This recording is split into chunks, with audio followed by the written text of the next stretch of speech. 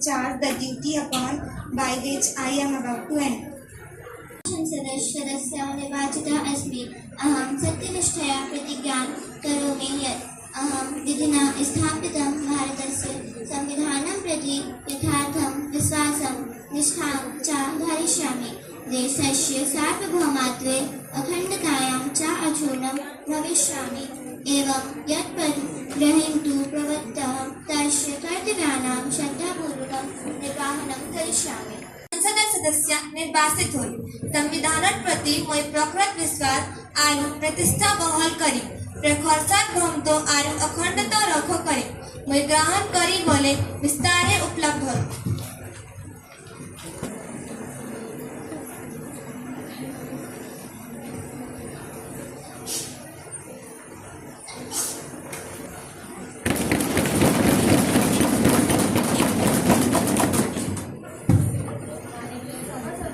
जो इस सदन में महाराष्ट्र के नांदेड़ क्षेत्र का नेतृत्व करते थे, उनका आकस्मिक निधन 69 वर्ष की आयु में पिछले दिनों 25 अगस्त को हैदराबाद के एक निजी अस्पताल में हो गया है। वह एक अच्छे सांसद थे। समाज की समस्याओं के समाधान में उनका महत्वपूर्ण योगदान था। मैं उनकी आत्मा की शांति एवं उनके परिवार को सांत्वना देने हेतु दुख व्यक्त करती हूँ। माननीय प्रधानमंत्री, जैसा कि माननीय अध्यक्ष महोदय ने बताया कि श्री वसंतराव जी चौहान का स्वर्गवास 69 वर्ष की आयु में हो गया। वह एक प्रभावशाली वक्ता थे। उन्होंने अपने कार्यकाल में सदन की प्रभुसत्ता एवं एकता को बनाए रखा एवं पूरी कर्तव्य निष्ठा से सदन के नियमों का पालन किया। व्यक्तिगत तौर पर देखा जाए तो गरीबों के मसीहा थे। उन्होंने महिला सशक्तिकरण एवं गरीबों के उत्थान हेतु अपना पूरा जीवन समर्पित कर दिया। भले ही वह आज हमारे बीच नहीं है, लेकिन उनका मर्मस्पर्शी व्यवहार एवं उनकी कार्यशैली हमेशा उनकी याद दिलाता रहेगा। मैं ईश्वर से उनकी आत्मा की शांति के लिए प्रार्थना करने के साथ यह भी प्रार्थना करता हूँ कि ईश्वर इस दुखद सदमे को उनके परिवार को सहन करने की शक्ति प्रदान करे। अंत में मैं अपने पूरे मंत्रिमंडल की ओर से उन्हें पूरी भावपूर्ण श्रद्धांजलि देने के साथ यह कहना चाहूंगा कि दुख होता है सोच कर कि बुझ गई है मसाल, दुख होता है सोच कर कि बुझ गई है मसाल, लेकिन धुआं इस आग का उठता रहेगा सालों साल, उठता रहेगा सालों साल। प्रधानमंत्री जी द्वारा अर्पित की गई श्रद्धांजलि में स्वयं को भी संयोजित करती हूँ। श्री चौहान जी के साथ मैंने एक साथी के रूप में कार्य किया है। उन्होंने कभी किसी को नाराज करने वाला कार्य नहीं किया। वे हंसमुख और खुले दिल वाले इंसान थे। उनके निधन से हमने सामाजिक कार्यकर्ता खो दिया है। अंत में मैं भगवान से उनकी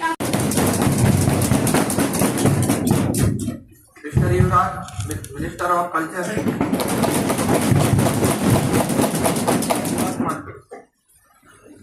प्रश्न संख्या 101 श्री जयदीप मरावी।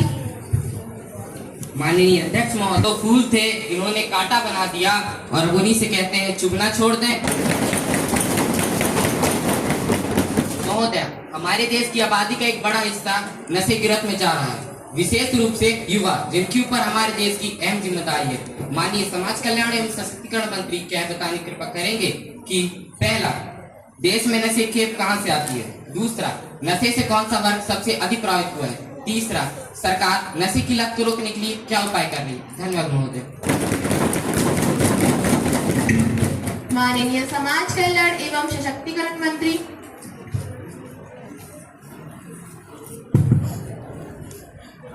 माननीय अध्यक्ष महोदय, मैं आपके माध्यम से माननीय सांसद महोदय को यह बताना चाहूंगी कि निश्चित रूप से यह बहुत ही गंभीर एवं चिंताजनक बात है कि हमारे देश की आबादी का एक बड़ा वर्ग नशे की गिरफ्त में जा रहा है। लेकिन हमारी सरकार इस समस्या पर विशेष ध्यान दे रही है, क्योंकि हमारी सरकार सबके हित के लिए काम करती है। हमारे देश में नशे की खेप इथियोपिया, नाइजीरिया से दुबई, शारजाह होकर भारत पहुंचती है एवं नेपाल, म्यांमार, रूस से भी इसकी तस्करी हो रही है। हमारी सरकार ने राष्ट्रीय स्तर पर सर्वे कर यह पता लगाया है कि 15 से 35 वर्ष की आबादी में नशा करने वालों की संख्या अधिक है और नशा करने वालों में भी मद्यपान करने वालों की संख्या है। सरकार ने नशा मुक्ति अभियान के लिए 1500 करोड़ का बजट रखा है, जो पिछले वर्ष के बजट के मुकाबले 2 गुनी ज्यादा है। माननीय सांसद महोदय, मैं यह दोहराना चाहूंगी कि यह बजट पिछले वर्ष के बजट के मुकाबले 2 गुनी ज्यादा है। हमारी सरकार ने नशा मुक्ति अभियान के तहत उन राज्यों तक पहुंच बनाई है जो इससे अधिक प्रभावित हैं, जैसे मध्य प्रदेश, गुजरात, उत्तर प्रदेश, झारखंड, बिहार, छत्तीसगढ़ आदि। एवं इतना ही नहीं महोदय, से माननीय शहरी विकास मंत्री का ध्यान उनके ही बहुआयामी स्मार्ट सिटी प्रोग्राम की ओर आकर्षित करना चाहती हूँ, जिसमें उनके ही द्वारा 100 शहरों को स्मार्ट सिटी बनाया जाना था। पहला, अब तक कुल कितने शहरों को स्मार्ट सिटी बनाया जा चुका है? दूसरा, हमारे देश की राजधानी दिल्ली के साथ अन्य शहरों में भी कचरे के पहाड़ दिखाई पड़ते हैं। क्या सरकार उचित तरीके से गार्बेज मैनेजमेंट कर पाने में सक्षम है? तीसरा, राष्ट्रीय राजधानी क्षेत्र में रहने वाले नागरिकों के जीवन के अंतर्गत मुझे स्वच्छ वातावरण कब तक मिल पाएगा महोदय? धन्यवाद। अध्यक्ष महोदय, वास्तव में गंभीर चिंता का विषय है, परंतु मैं स्पष्ट कर देना चाहती हूँ कि सरकार की प्राथमिकता ही संपूर्ण भारत को स्वच्छ एवं सुंदर बनाने की है। इसके लिए हमारी सरकार स्वच्छ भारत अभियान कार्यक्रम चला रही है। स्मार्ट सिटी प्रोग्राम के अंतर्गत हमारी सरकार द्वारा 100 शहरों को स्मार्ट सिटी के रूप में विकसित किया जा रहा है और मैं अपने समाज सदस्य को अवगत कराना चाहूंगी कि हमारे द्वारा स्मार्ट सिटी का 90% से अधिक कार्य संपन्न किया जा चुका है। इसके लिए लगभग 2 लाख करोड़ रुपए की धनराशि खर्च की गई है। दिल्ली समेत सभी शहरों में कचरे की प्राइमरी लेवल पर कचरे की सॉर्टिंग करना अनिवार्य कर दिया गया है। प्रमुख शहरों में सड़कों को साफ रखने के लिए स्वीपिंग मशीन लगाई गई है। जल्दी इसका विस्तार हम अन्य शहरों में करेंगे। नगर पालिका और नगर निगम के द्वारा ऑर्गेनिक वेस्ट को एकत्रित करके इससे खाद बनाने के लिए प्लांट स्थापित किए गए हैं, जिससे कि कचरे की समस्या से निपटने के साथ ही हम आर्थिक लाभ भी कमाएंगे। महोदया, इसके साथ ही हमारी सरकार सदन से वादा करती है कि 2026 तक हम सभी लोग स्वच्छ वायु में सांस ले रहे होंगे। इसके लिए हमारी सरकार स्वच्छ वायु अभियान कार्यक्रम चला रही है। धन्यवाद महोदया। माननीय अध्यक्ष महोदय, आपके माध्यम से माननीय विज्ञान एवं प्रौद्योगिकी मंत्री कहे बताने कष्ट करेंगी कि भारतीय अंतरिक्ष अनुसंधान केंद्र इसरो द्वारा प्रक्षेपित चंद्रयान अभियान में कुल कितना खर्च हुआ है एवं विश्व के कितने देशों ने इस प्रकार के अभियान को पूरा किया है? धन्यवाद। माननीय विज्ञान एवं प्रौद्योगिकी मंत्री। माननीय अध्यक्ष महोदय, मैं आपके माध्यम से सांसद महोदया को यह बताना चाहती हूँ कि इस अभियान में कुल 615 करोड़ रुपए का खर्च हुआ है, जो कि काफी किफायती है। अध्यक्ष महोदया, जबकि कई सारी हॉलीवुड फिल्मों का बजट तो इससे अधिक होता है। इसके बाद मैं बताना चाहती हूँ कि विश्व में 4 देश रूस, अमेरिका, जापान तथा चीन ने चंद्रमा पर अपने मिशन भेजे हैं। यह अभियान ग्लोबल अंतरिक्ष तकनीक में भारत की भूमिका को शीर्ष तक ले जाएगा। अभी तक भारतीय अंतरिक्ष कार्यक्रम मुख्यतः संचार, दूर संवेदन, जलवायु, मौसम, खनिज, प्राकृतिक संसाधनों के चित्रांकन और आंकड़े तैयार करने हेतु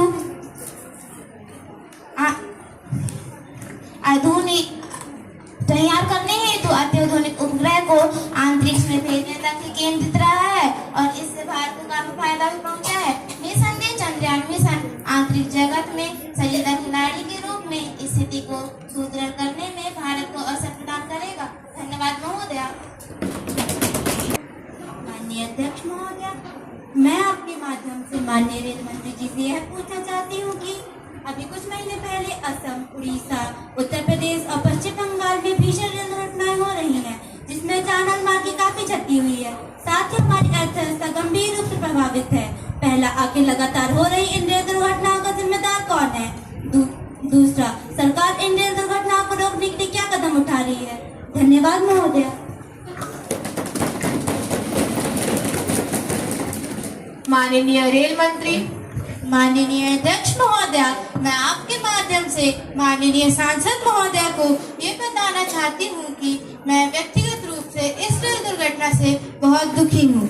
उत्तर प्रदेश, असम, उड़ीसा और पश्चिम बंगाल में हुई रेल दुर्घटना ने मुझे आहत किया है।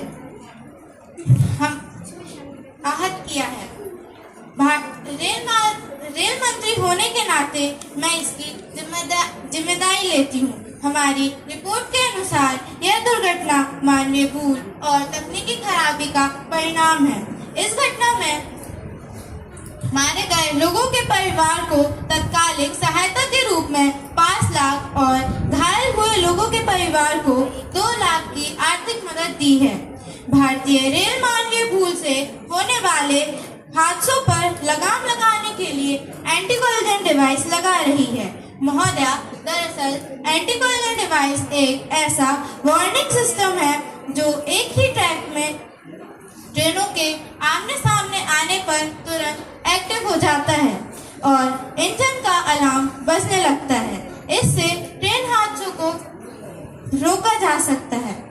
अभी तक हमारे देश में 165 से भी अधिक ट्रेनों में एंटी कोलिजन डिवाइस लगाई जा चुकी है। महोदया, मैं आपको आश्वासन दिलाना चाहती हूँ कि हमारी भारतीय रेल बहुत जल्दी इतनी सक्षम होगी कि ऐसी किसी भी रेल दुर्घटना को हम टाल सकेंगे। धन्यवाद। ने लाखों नीट अभ्यर्थियों के भविष्य को खतरे में डाल दिया है।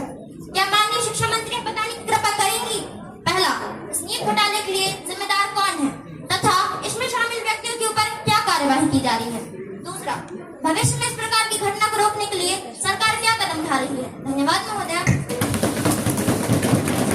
महोदया, मैं आपके माध्यम से माननीय सांसद महोदय को यह बताना चाहती हूँ कि महोदया, ऐसा तो नहीं कि हमें हो रहे परीक्षाओं की असफलताओं का कोई दुख नहीं। हमारी सरकार को देश भर के करोड़ों विद्यार्थियों के भविष्य की चिंता है। महोदया, हम उनमें से नहीं जो लहरों को देखकर पीछे भागते हैं, हम उनमें से हैं जो लहरों को चीर कर आगे बढ़ते हैं। हाल में ही हुए नीट यूजी एग्जाम एनडीए को सौंपा गया था, जिसमें हमें असफलता देखने को मिली, परंतु हमारी सरकार इस बहुत बड़ी असफलता के लिए अनेकों कदम उठा रही है। परीक्षा प्रक्रिया में सुधार, डेटा प्रोटोकॉल में सुधार किया गया है। महोदया, मैं बताना चाहती हूँ कि इस नीट घोटाले में मुख्य रूप से प्राइवेट कोचिंग सेंटर्स का हाथ माना जा रहा है, परंतु हमारी सरकार द्वारा इन कोचिंग सेंटर्स पर नकेल कसी जा रही है। एग्जाम रूम में पारदर्शिता, स्टॉकिंग में अधिक सदस्यों के लिए पेशेवर विशेषज्ञों को योग्य बनाया जा रहा है। मैं बता दूं महोदया कि पहले के परीक्षाओं में परीक्षार्थियों को केवल 3 से 4 सेट पेपर ही दिए जाते थे, लेकिन अब इसमें बदलाव किया गया है। अब परीक्षार्थियों को 16 से 20 पेपर सेट दिए जाते हैं। नियम तोड़ने वालों के खिलाफ सख्त कानून लागू किए गए हैं। कोचिंग माफिया के लिए कड़े कानून किए गए हैं एवं इसमें सम्मिलित प्रत्येक व्यक्ति पर तत्काल ही कार्यवाही दी गई है। इन प्राथमिक एवं समाबद्धता वाले मुद्दों से बचने के लिए न्यायपालिका की एक अलग शाखा की स्थापना की जाएगी। विभिन्न क्षेत्रों में एनडीए की अभिवाही शाखाओं का पृथक्करण किया जाएगा। निष्पक्ष परीक्षा आयोजित करने के लिए विषय विशेषज्ञों की नियुक्ति की जाएगी। मैं आपको आश्वस्त कराती हूँ महोदया कि इस तरह की सफलता भविष्य में कभी दिखाई नहीं देगी। धन्यवाद महोदय। महोदय, आप क्या कर रही हैं? मेरा प्रश्न बहुत महत्वपूर्ण है, मुझे प्रश्न पूछने की अनुमति दी जाए। आपने अपना प्रश्न प्रश्नावली में दर्ज नहीं करवाया है। महोदय, आप क्या कर रही हैं? मेरा प्रश्न बहुत महत्वपूर्ण है। महोदय, कृपया आप अपना स्थान ग्रहण करें। महोदय, आप ऐसा नहीं बैठ जाइए। प्रश्न संख्या 106, श्री आयुष झारिया। माननीय अध्यक्ष महोदय, यह मत समझो कि हम सदा के लिए हारे हैं। यह मत समझो कि हम सदा के लिए हारे हैं। राख के नीचे जल रहे अभी भी हम हारे हैं। महोदय, मैं आपके माध्यम से माननीय गृह राज्य मंत्री जी से यह जानना चाहता हूँ कि एक तरफ सरकार विपक्ष के नेताओं को निशाना बनाने के लिए सरकारी जांच एजेंसियों का इस्तेमाल कर रही है और भारतीयों को लूटने वाले घोटालेबाज पर कोई कार्यवाही नहीं हो रही है। विजय माल्या, ललित मोदी और मेहुल चौक से और चीनी घोटालेबाज कोई अन्वय के भागने से साबित होता है कि सरकार धोखाधड़ी करने वाले और देश को लूटने वाले लोगों को एयरपोर्ट और सी पोर्ट पर सुरक्षित उड़ान की सुविधा दे रही है। मंत्री जी यह बताने का कष्ट करें कि सरकार को इस घोटाले के बारे में जानकारी है, यदि हाँ तो अब तक कितने भारतीय और कितने करोड़ की ठगी हुई है। सरकार इसकी जानकारी सदन को दे। धन्यवाद। माननीय गृह राज्य मंत्री। माननीय अध्यक्ष, मैं आपके माध्यम से माननीय सांसद महोदय को यह बताना चाहूंगा कि सरकार को इस घोटाले के बारे में जानकारी ध्यान दे जो इस घोटाले का मुख्य आरोपी है। 2022 से 2023 तक गुजरात में रहा। उसने एक नकली फुटबॉल सट्टेबाजी का डेटा ऐप बनाया और इसमें उसने 9 दिनों में 12,000 लोगों से 1400 करोड़ की ठगी एवं देश से पलायन कर गया। और रही बात घोटाले की, तो घोटाले तो आपके राज में हुआ करते थे, आपका राज नहीं, जंगल राज था, जंगल राज।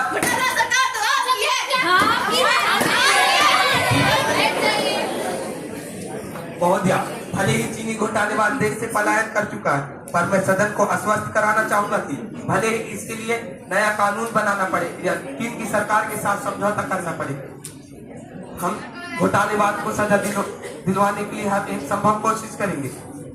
महोदया, मैं आरोप का कड़ा प्रतिरोध करता हूँ कि विपक्ष के नेताओं को परेशान करने के लिए सरकार जांच एजेंसियों का दुरुपयोग कर रही है। हमारी जांच एजेंसियां स्वतंत्र हैं और अपना काम अपने ढंग से कर रही है। महोदया, धन्यवाद। महोदया, पूरक प्रश्न श्री आयुष जहारिया।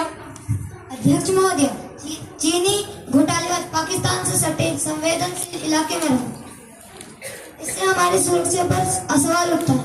मैं सरकार से मांग करता हूं कि सरकार इस घोटाले पर श्वेत पत्र जारी कर भारतीयों तथा पूरे देश को जवाब दे। धन्यवाद। गृह राज्य मंत्री। माननीय अध्यक्ष, मैं स्पष्ट करना चाहूंगा कि सरकार सुरक्षा के साथ कोई समझौता नहीं करेगी और ना ही सरकार इस मामले में कुछ छिपाना चाहती है। इस समय जांच जारी है और जांच के उपरांत हम श्वेत पत्र जारी करेंगे, जिससे दूध का दूध और पानी का पानी हो जाएगा। धन्यवाद अध्यक्ष। क्वेश्चन नंबर 107, मिस युक्ति Sahu.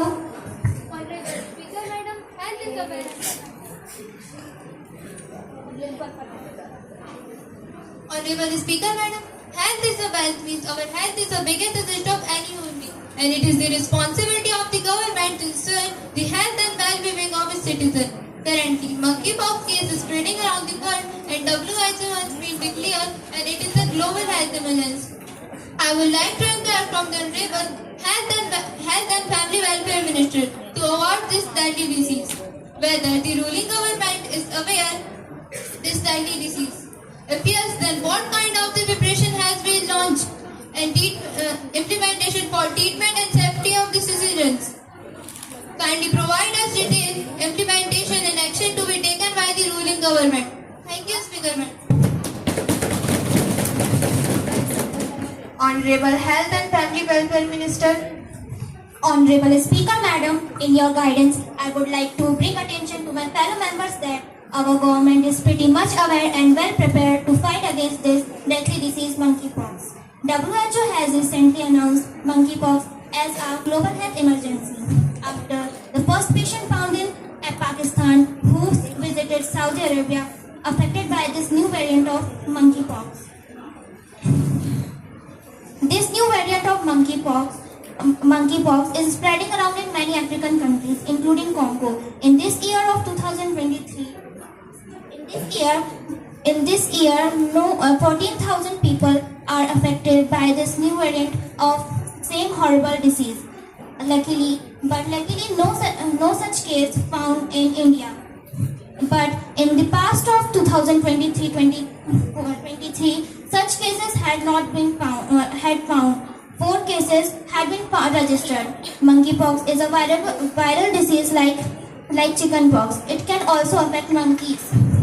The major symptoms of this disease are headache, cold fevers, diarrhea, and fever. Ministry of Family and Health and Family Welfare were issued some important guidelines to bring awareness, such as infected people or people with similar symptoms should send for checkup and avoid the contact with others. Second, IDSP should be informed if any suspicious case is identified. Third, a special ambulance should be sent for infected people. Fourth, all the suspicious cases should be handled carefully. Thank you, Speaker Madam. करते समय दिल्ली के एक समाचार पत्र ने विशेषाधिकार को भंग किया है, इसलिए अध्यक्ष महोदया, मैं आपसे निवेदन करती हूँ कि मुझे इस मामले को उठाने की अनुमति दीजिए। आपको मामले को उठाने की अनुमति नहीं दी जा सकती है। आप समाचार पत्र की कटिंग के साथ एक नोटिस दे सकती हैं। जी हाँ अध्यक्ष महोदया, मैंने आज प्रातः 10 बजे इसकी नोटिस दी है। ठीक है, मुझे नोटिस अब तक प्राप्त नहीं हुआ है। मुझे जब नोटिस प्राप्त हो जाएगा तब मैं आपको अपना निर्णय सुनाऊंगी। धन्यवाद अध्यक्ष महोदया।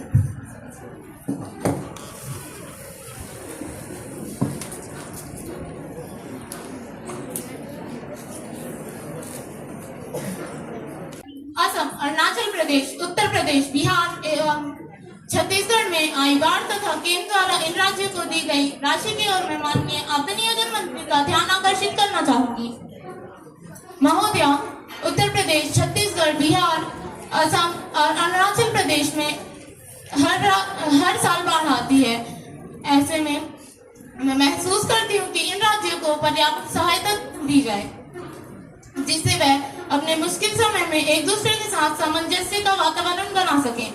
महोदय, जहाँ तक मेरे राज्य का प्रश्न है, वहाँ हर साल बाढ़ आती है। 2023 में हमने ऐसे भीषण बाढ़ का सामना किया है जो बिहार के इतिहास में पहले कभी नहीं हुआ।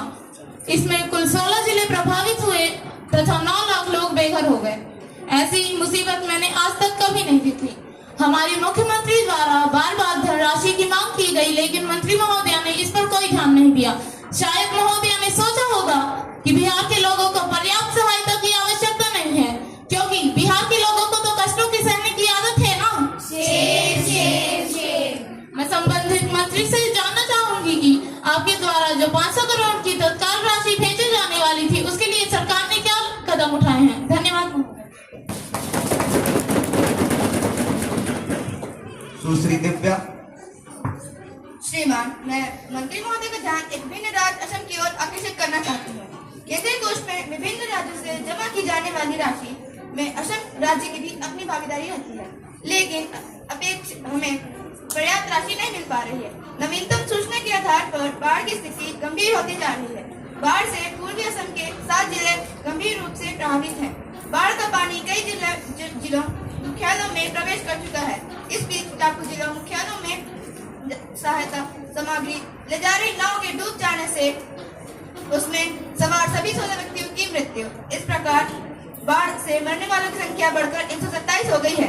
क्या मंत्री महोदय मुझे यह बताने का कष्ट करेंगे कि बाढ़ग्रस्त राज्य को कितनी राशि का आवंटन किया गया है, ताकि हमें तुलनात्मक स्थिति का पता रहे। धन्यवाद। सुश्री। श्रीमान, वास्तव में मुझे आपका धन्यवाद करना है कि माइक पास में वास्तव में मुझे आपका धन्यवाद करना है कि केंद्र द्वारा बाढ़ग्रस्त राज्यों को अपर्याप्त धन आवंटन की उत्पन्न स्थिति में चर्चा करने के लिए मुझे गृह मंत्री का ध्यान आकर्षित करने का अवसर दिया। महोदय, वर्तमान में हमारे देश के आधा दर्जन से भी अधिक बाढ़ग्रस्त राज्य हैं, लेकिन देखने में यह आया है कि बाढ़ग्रस्त राज्यों को धन आवंटन के मामले में भेदभाव किया जाता है। जिन राज्यों में अंतर्गत की सरकारें हैं, उन्हें कम धनराशि आवंटित की गई है। मैं यह कहना चाहूंगी कि धनराशि आवंटन के मामले में राज्यों के साथ भेदभाव न किया जाए। धन्यवाद। के माध्यम से माननीय सांसद महोदयों को सर्वप्रथम इस बात से अवगत कराना चाहूंगी कि आपदा प्रबंधन की प्राथमिक जिम्मेदारी संबंधित राज्य सरकारों की होती है। राज्य सरकार ने प्राकृतिक आपदाओं के मद्देनजर राहत के उपाय भारत सरकार द्वारा पहले से अनुमोदित मानदंडों के अनुसार पहले से ही मौजूद रखती है। एनडीआरएफ के अतिरिक्त वित्त सहायता निधि प्रक्रिया के अनुसार प्रदान की जाती है। इसमें आईएमसीटी के दौरे पर आधारित आकलन भी शामिल है। महोदय, यह समझना थोड़ा कठिन है कि सांसद महोदय किन आधारों पर ये कह रहे हैं कि हमारी सरकार की सोच बन गई है कि बिहार के लोगों को कष्टों को सहने की आदत है। यदि विपक्ष भूल रहा है तो मैं याद दिलाना चाहूंगी कि भारत सरकार के लिए सभी राज्य एक समान है। शुरुआत से ही हमारी सरकार का उद्देश्य लोगों के कष्टों का निवारण करना, उन्हें कष्टों की आदत डालना नहीं। आपकी जानकारी के लिए बता दें कि हमारी रेस्क्यू ऑपरेशन निरंतर चल रहे हैं। हमें ध्यान है महोदय, केंद्र सरकार के द्वारा 450 करोड़ की राशि उपलब्ध कराई गई। जलवायु परिवर्तन के चलते पिछले कुछ वर्षों से बाढ़, सूखा, भूस्खलन जैसे प्राकृतिक आपदाएं बढ़ी हैं। यही कारण है कि आपके राज्य को हर साल बाढ़ का सामना करना पड़ रहा है। इन समस्याओं को देखते हुए आपदा कोष बढ़ा दिया गया है। हेलीकॉप्टर सुविधा और पर्याप्त मात्रा में खाद्यान्न भी उपलब्ध कराया जा रहा है। यदि राज्य एवं केंद्र का संयुक्त प्रयास हो तो इन समस्याओं में सामंजस्य बैठाया जा सकता है। असम में भारी बारिश के मद्देनजर केंद्र सरकार ने असम सरकार से ज्ञापन की प्रतीक्षा किए बिना ही नुकसान का मौके पर आकलन के लिए भेदभाव का आरोप लगा रहे हैं।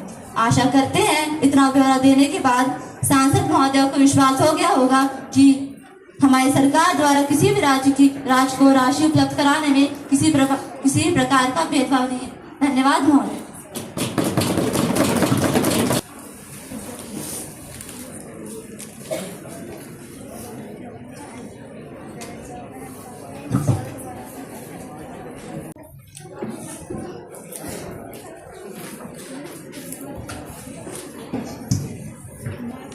माननीय गृह मंत्री विधेयक पुनर्स्थापन करने की अनुमति का प्रस्ताव करेंगे।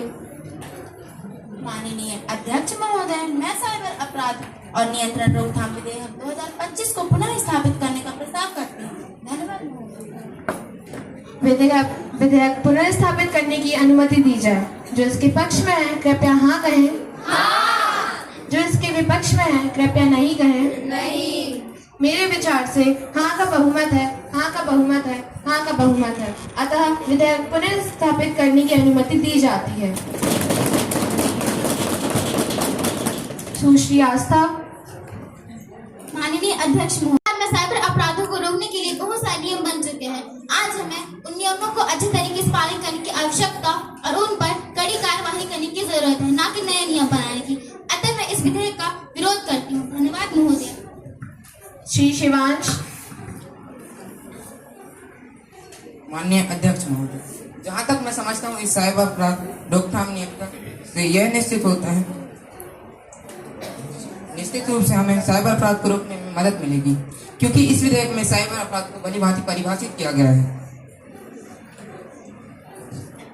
के सुरक्षित उपयोग और साइबर अपराधों को रोकने के उपायों के बारे में लोगों को शिक्षित करेगा। इसलिए मैं इस विधेयक का समर्थन करता हूँ। धन्यवाद महोदय। सुश्री योगिता। माननीय अध्यक्ष महोदय, इस विधेयक में प्रावधान निश्चित रूप से अच्छे हैं, परंतु इस विधेयक की धारा 8 में जो दंड और कानून के उपाय किए गए हैं, जैसे जुर्माना, कारावास इत्यादि स्पष्ट नहीं है। महोदय, दूसरी बात उन वर्गों के लिए जिन वर्गों के साथ सबसे ज्यादा साइबर अपराध होते हैं। यानी महोदय, मैं यह कहना चाहती हूँ कि इस विधेयक में संशोधन किया जाए और महिलाओं तथा बच्चों के लिए अलग से प्रावधान रखा जाए, और जो महिलाओं तथा बच्चों के साथ साइबर अपराध करें उन्हें सामान्य अपराधियों की अपेक्षा कठोर सजा दी जाए। धन्यवाद।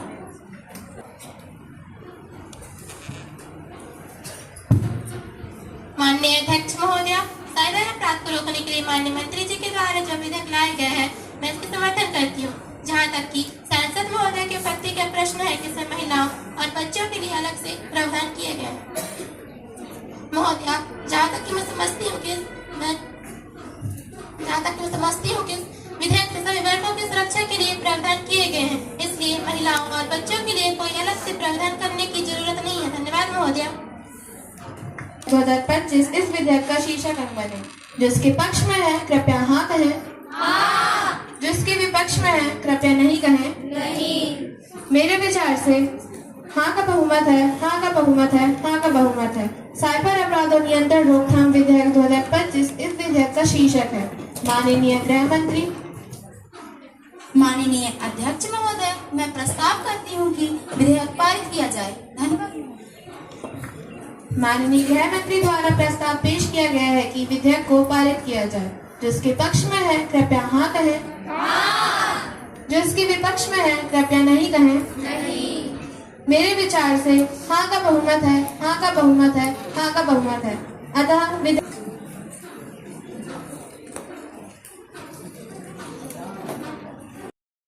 तो मुझे ऐसा लगता है कि हम अपने देश की तरक्की में और अच्छे तरीके से अपना योगदान दे सकते हैं और आम आदमी को भी इन चीज़ों की समझ हो सकती है। ऐसे कार्यक्रम हम चाहेंगे कि भविष्य में भी करवाए जाएं। इस कार्यक्रम के लिए मुख्यतः मैं इन बच्चों को धन्यवाद देना चाहूँगी जो पिछले एक हफ्ते से जो है लगे